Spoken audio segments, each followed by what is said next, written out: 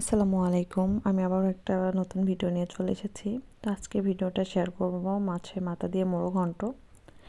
তো এটা খাবারটা অনেক মজার হয়।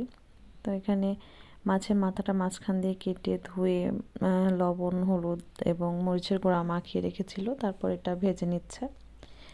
তো তারপরে পেঁয়াজ কুচি দিয়ে দিয়েছে। পেঁয়াজ কুচিটা বেরেস্তার মতো করে ভেজে নিতে হবে। তো এটা আমার শাশুড়ি মা রান্না করেছে। এটা অনেক অনেক মজার একটা খাবার। তো এটাও খুব ভালোভাবে ভেজে নিচ্ছে। আর এখানে প্রায় ভাজাটাও হয়ে গিয়েছে। তারপর এখানে দিয়ে দিবে হচ্ছে বাটা মশলা। এখানে আদা, রসুন, পেঁয়াজ বাটা সব কিছুই দিয়েছে। আর দিয়েছিল গুঁড়া মশলা, লবণ, হলুদ এবং মরিচের গুঁড়া। তারপরে তেজপাতা, দারচিনি এগুলো মশলা দিয়েছিল, গরম মশলা আর কি।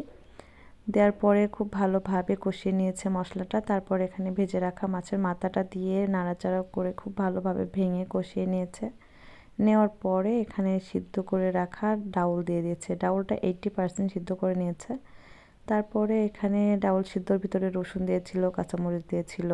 তারপরে খুব ভালোভাবে আবারও সব কিছু মিলাই কষিয়ে নিচ্ছে।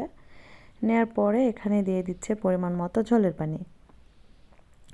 ঝোলের পানিটা দিয়ে খুব ভালোভাবে ফুটিয়ে রান্না করে নিলেই হয়ে যাবে মাছের মাথা দিয়ে মোড়ো ঘন্ট। এটা অনেক মজার একটি খাবার।